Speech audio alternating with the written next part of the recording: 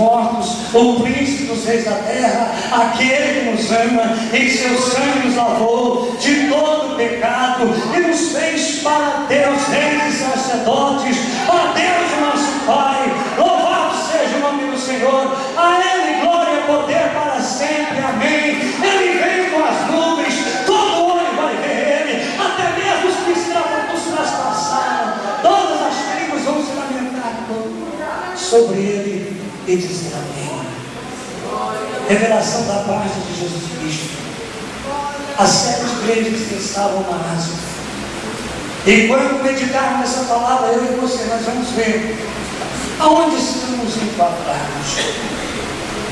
Aonde estamos enquadrados? Sabemos que o capítulo 1, de 20 versos, ali se inicia a mensagem dada a João que estava ali de Patmos. Deus só relatou em Espírito e o comissionou a escrever cartas, revelações por Espírito a 7 igrejas que estavam na Ásia. A primeira igreja foi a igreja de Éfeso. Éfeso significa desejar. Era uma igreja que tinha fé, era uma igreja que trabalhava, tinha muito serviço. O povo não se cansava de trabalhar para Deus. Igreja do pastor não se cansavam de trabalhar para o Senhor. Louvado seja o nome do Senhor. Mas diz o verso 4, pois a primeira carta se inicia no capítulo 2, do verso 1 até o verso 7. Diz o verso 4 o seguinte: tem porém contra ti que deixaste o teu primeiro amor, a tua primeira caridade. E a mensagem é o seguinte: volta a fazer para mim com amor e carinho aquilo que você fazia no início da sua fé. Volta a praticar as primeiras obras. Você se lembra o quanto você trabalhava para mim com amor, com fervor, com alegria?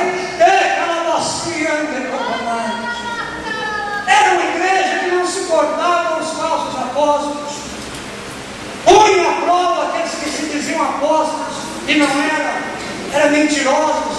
Era uma igreja que tinha muita disciplina, mas faltava amor. E Cristo falou o seguinte: volta a fazer como você fazia no início do caminho, no início de sua fé, com todo amor e carinho. Volta a amar o seu irmão como você amava, porque a minha palavra diz em João capítulo 15, verso 12: o meu mandamento é este, que vos ameis uns aos outros como eu vos amei. Verso 13: ninguém tem amor maior do que este, do que dar a sua vida pelo amor dos seus amigos. E vós sereis os meus amigos se fizerem o que eu mando. Eu estou mandando: amei uns aos outros como eu vos amei. Mas ame de todo o coração, porque eu vos amo assim é o que Deus quer.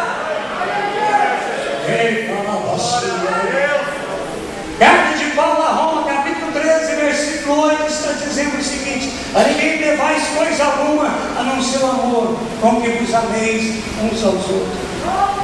Quanto mais você amar, está devendo, tem que amar mais ainda. Quanto mais o pastor amar a igreja, está devendo, tem que amar mais ainda. Quanto mais a igreja ama o pastor, está devendo, tem que amar mais ainda. E deu uma promessa para ela. Capítulo 2, versículo 7. Ser fiel até a morte. Não. Aquele que vencer, vou dar para ele de comer da árvore da vida que está no meio do paraíso de Deus. Aquela árvore que fala lá em João, em Gênesis capítulo 2, versículo 9. Aquela árvore que a Bíblia diz lá em Apocalipse capítulo 22, versículo 2, cujas folhas será para a saúde das nações. O árvore que dá 12 frutos, um em cada mês. Mas o que significa, irmãozinho? Eu receber de Deus, da árvore da vida que está no meio do paraíso de Deus, significa saúde eterna e vida eterna para Deus. Saúde eterna e vida eterna para Deus. A segunda carta foi escrita na igreja de Esmirna, capítulo 2, versículo 8 até o versículo 11. Esmirna significa amargura, e realmente a igreja estava amargurada devido às perseguições. Era uma igreja que era blasfemada, perseguida. Foi uma igreja considerada pobre materialmente, mas rica para com Deus. Tu dizes é pobre, mas eu digo que tu és rico, tu és rica. Era uma igreja que estava sendo provada e foi alertada que iria ser mais provada ainda.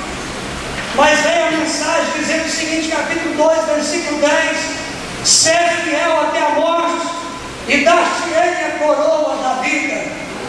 Ser fiel até a morte e dar-te-ei a coroa da vida. O que significa isso, irmãozinho? A vida eterna vai reinar na sua vida. A morte nunca mais.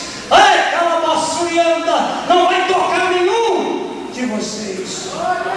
A vida eterna vai reinar na sua vida. A vida eterna vai reinar na sua vida. E diz assim no verso 11: olha, aquele que vencer não sofrerá o dano da segunda morte. Onde é que está o dano da segunda morte? O que é a segunda morte?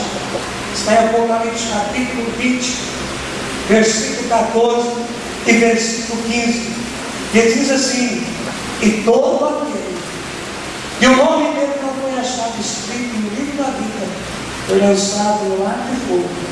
Esta é a segunda morte. Temos a terceira carta, capítulo 2, versículo 12 até o versículo 17, para a igreja de Pérgamo. Pérgamo significa casamento. Poucas coisas tinha o Senhor a repreender aquela igreja. Uma igreja também que trabalhava, tinha fé, tinha obras, habitava num lugar difícil, onde Satanás havia feito trono, um lugar muito difícil. Ele falava assim, glória a Deus, mas não negava a fé, não negava o nome de Jesus, mesmo vendo pessoas morrerem, como morreram antigas, testemunha fiel do Senhor. Louvado seja Deus. Tem palavras. Mas tinha alguns ali naquela igreja que seguiam a doutrina de Balaão, aquele que ensinou Balaão a lançar tropeço diante dos filhos de Israel. Tinha alguns dessa maneira, que precisavam fazer um verdadeiro compromisso com Deus, ter um verdadeiro casamento com Cristo, fazer uma verdadeira aliança com Cristo Jesus.